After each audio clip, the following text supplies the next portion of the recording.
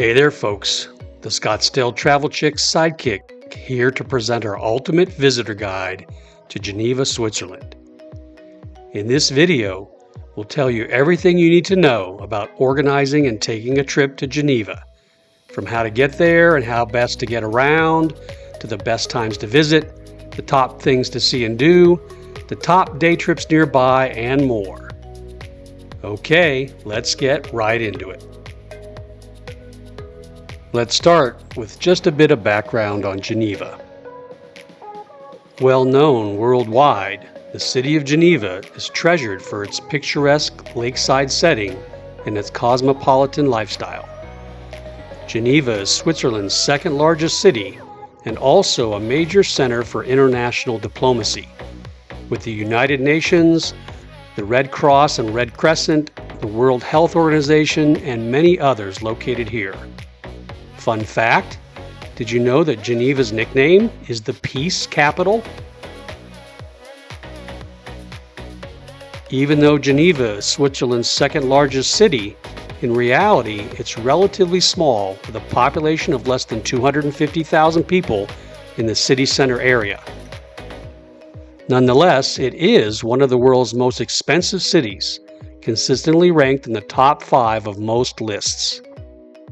Finally, although Geneva is officially in Switzerland, you'll see that it feels very French, as it's largely surrounded by the country of France and it's a French-speaking city. So it's definitely a different feel than Zurich and other Switzerland cities further north. Although Geneva is often not high on most people's tourist lists, it's a beautiful lakefront town and a surprisingly multifunctional tourist destination, with a lot of sights and activities within an hour's drive or boat ride. And we intend to give you a great taste of everything here in this video. How to get there and how to get around.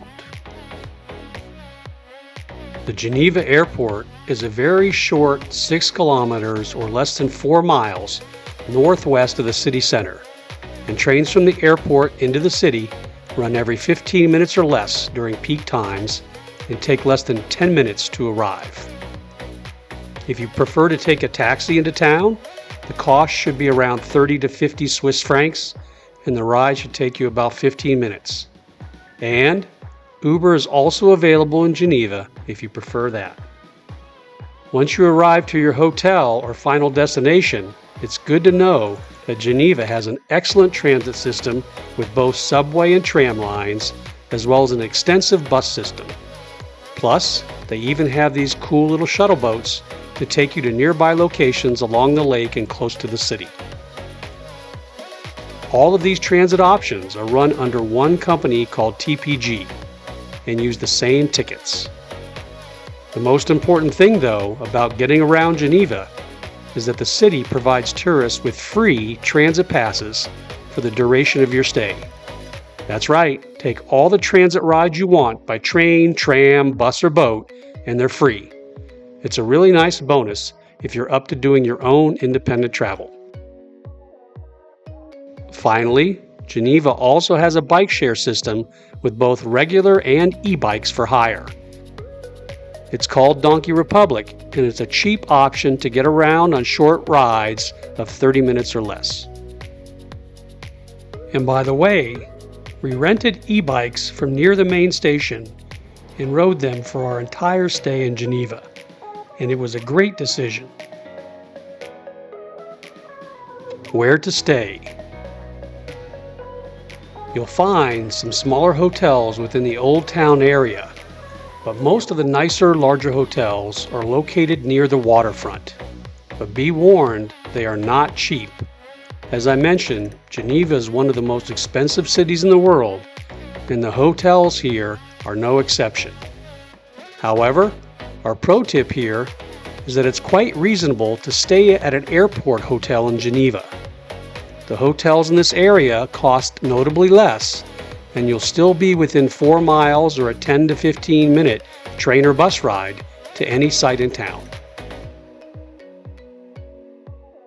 The best times to visit. In terms of the best times to visit, Geneva has an oceanic climate, with Lake Geneva helping to moderate things quite a bit. Winters here are mild by Swiss standards with little snow, but instead tend to be damp and rainy. Summers here are warm with highs in the 70s to low 80s and late evenings and mornings in the 60s. However, when we were there multiple days in August, the temperature approached almost 90 every day. So say what you want about climate change, but things are certainly changing for European cities in the summer. As with most cities in Europe, though, the ideal times to visit are actually the shoulder seasons in late April to May and late September into October. Now, with all that out of the way, let's get to the top things to see and do in and around Geneva. We recommend starting off any visit by exploring the waterfront promenade running all along the lakefront. It runs for more than 6 kilometers or 4 miles from near the Botanical Gardens on the north shore to well past Geneva Beach on the south shore. Along the lakefront, there are many sights to see. Starting on the north side of the lake and working your way into town, you'll first come to Parc de la Perle du Lac, or Lake Pearl Park. It's a nice park to simply wander around and take in some nice views. Plus, they have a great little outdoor restaurant here too. And on summer weekends, they have free outdoor movies in the park to enjoy. Next up, you'll come to a linear park along the waterfront at Port Wilson. Here there's some interesting sculptures, as well as just many people hanging out and taking in some sun. After Port Wilson, you'll come to Geneva's largest lakefront party, or at least for young people in the summer, Ban des Parquis, or the Bass Park. It's a large area designated for swimming and various water sports. Here, there are some cool diving platforms, zip lines into the water, tightrope walking over the water, and other fun water-related activities, along with simply relaxing on the beach. Parquis Bas is a very important place in Geneva's summertime life, and tourists are welcome here too. Moving further down the waterfront, you'll now pass a number of outdoor dining and bar options. Then you'll come to the Brunswick Park and its monument. This monument is actually a mausoleum built in 1879 and houses the Duke of Brunswick, who left his entire fortune to the city of Geneva with one big stipulation in his will. His money would only be released if a mausoleum were built to honor him. So here it is. At this point, you'll now walk over the main bridge in Geneva and quickly come to the English Garden and its famous flower clock and fountain. It's a small but beautiful park near the center of town and along the waterfront. Wander around the park, but be sure to check out its two famous sites. One is the flower clock, and it's updated frequently with the seasons, and it's always packed with picture takers.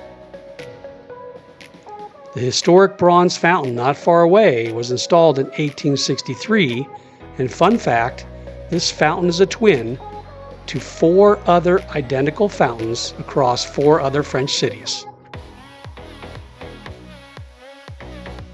From the English Garden, you'll continue along the waterfront and up the south side of the lake, and next you'll come to Geneva's most famous site. Have you heard of Geneva's Little Fountain? Well, it's called Jet d'Eau, or the water jet, and it's one of the crowning symbols of Geneva, a plume of water pumped over 140 meters or 460 feet into the air. It's really impressive, and you can't miss it from anywhere along the lake. But here, there's a small peninsula where you can walk out and get a good look up close. But be careful, as you're gonna get wet. Just up from Jet d'Eau, or the water jet, is Baby Beach. And in the summer, this is another place packed with sun worshippers out for a little fun and relaxation. It's a great place to people watch.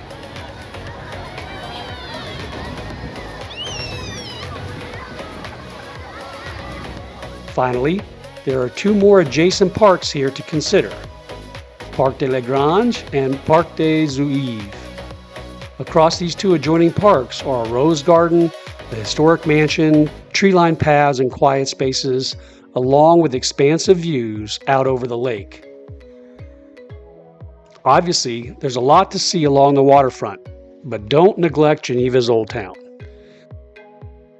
The Old Town is a small, hilly, cobblestoned area directly above the lakefront promenade and the flower clock. To be honest though, Geneva's Old Town is not the most impressive old town in Europe, but it's certainly worth a bit of your time to check it out. Take the street directly across from the flower clock and make your way up the hill on a nice 10-minute walk. And first you'll come to Place du Bourg de Fort. It's a quaint little square with fountains and numerous cafes and restaurants located around what was long ago the old Roman Forum and medieval market.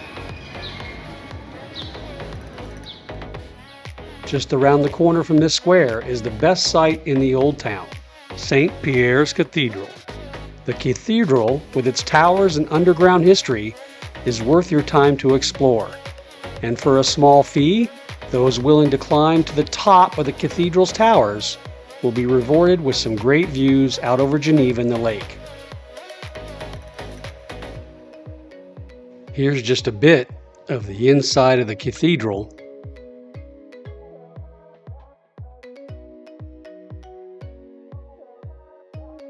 And here's the door and some of the interesting contents as you walk up through the top of the cathedral steeple.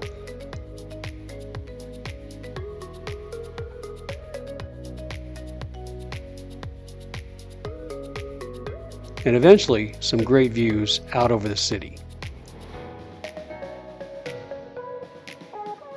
There's also a very well done archaeological tour beneath the cathedral, and it's excellent for those interested.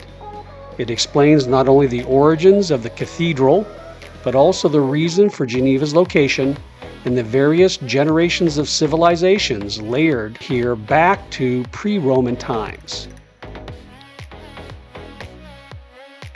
Right next door to St. Peter's Cathedral is the International Museum of the Reformation.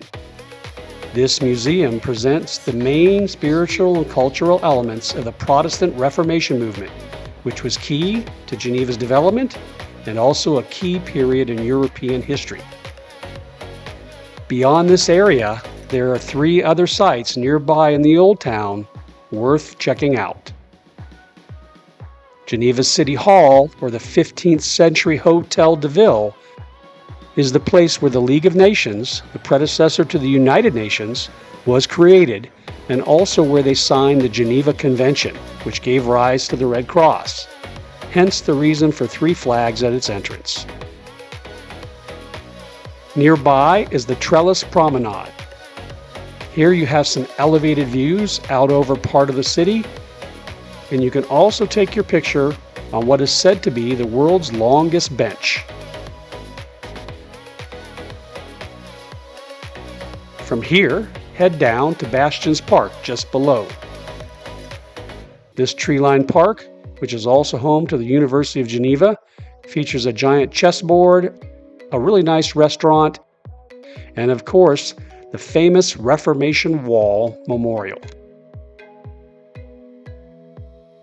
If you'd like to consider taking a tour with a guide who can explain the history of the Old Town of Geneva, our pro tip here is to consider this free 2-hour walking tour. Yes, it's free, and the only thing you pay is the tip you give to the guide. Outside the Old Town area, Geneva still has a few more sites you'll want to consider. But before I get there, just a quick shout out that if you're enjoying this video, please give us a thumbs up, maybe a comment too, and better yet, forward this to some of your friends. And please consider subscribing to our channel to receive more fun, informative travel videos just like this one. Everyone knows Switzerland is famous for watchmaking, right? And one of the very best is Patek Philippe. Just outside the Old Town area, you can visit their museum. Here you can experience 5 centuries of watchmaking. The museum displays the most prestigious creations of the brand's master watchmakers, as well as a collection of other watches and music autonoma from the 16th through the 19th centuries. A fun little site nearby, and perhaps a pro tip here, is the Frankenstein Monument. It's a scary statue of Frankenstein, which commemorates Mary Shelley's famous novel, written back in 1818, with much of the storyline set in Geneva. A unique suburb of Geneva is the Carouge neighborhood. The feel here is unique and a bit more Italian. Modeled after Nice, and sometimes called the Greenwich Village of Geneva, consider an evening visit here for a dinner and a walk around.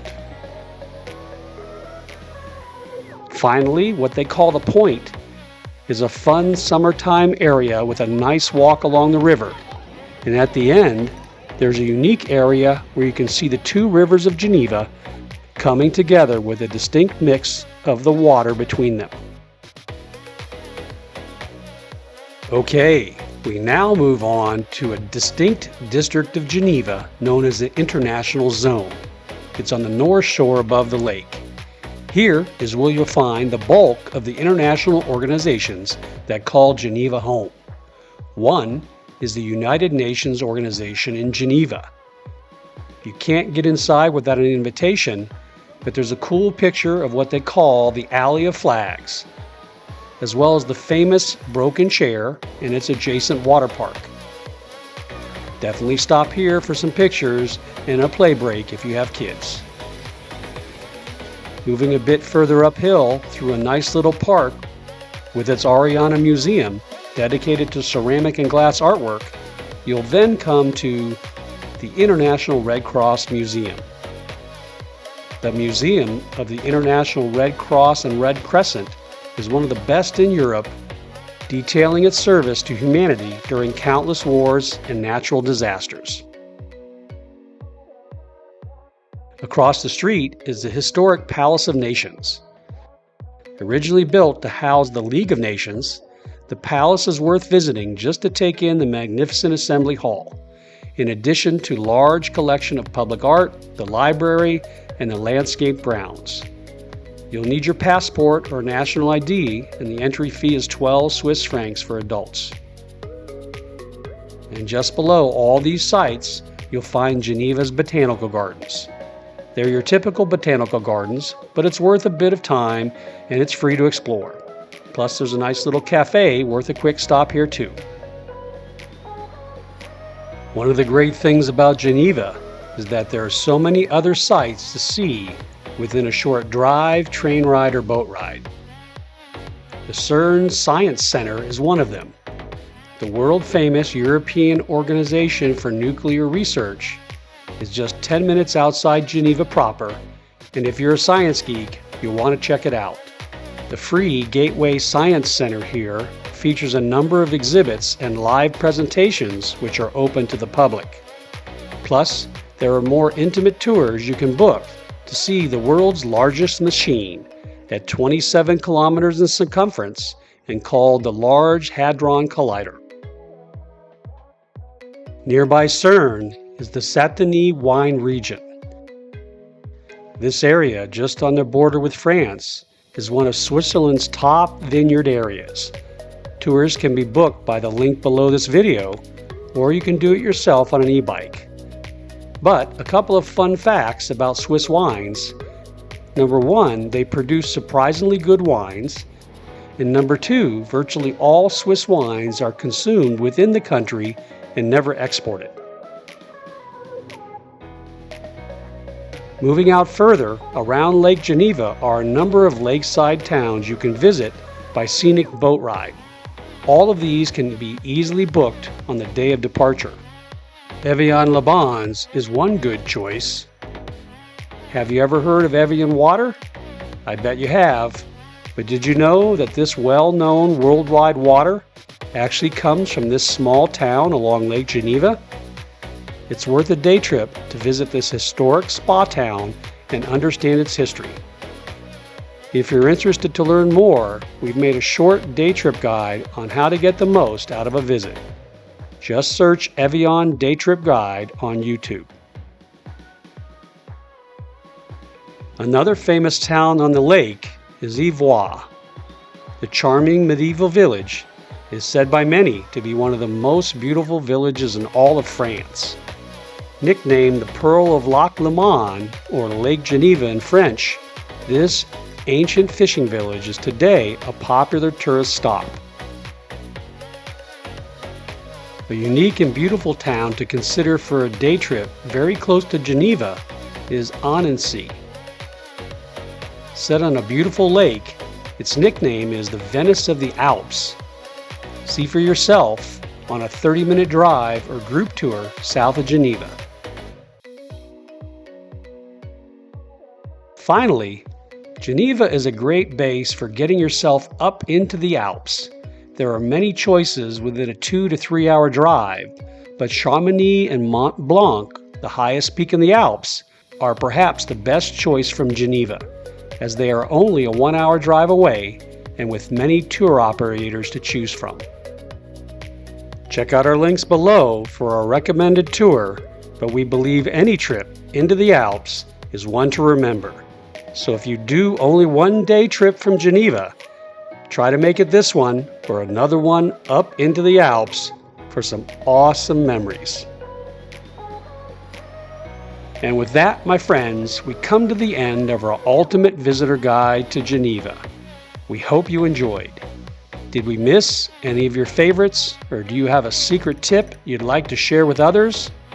Please let us know in the comments section below, and please consider subscribing to our channel for more fun, informative travel videos just like this one.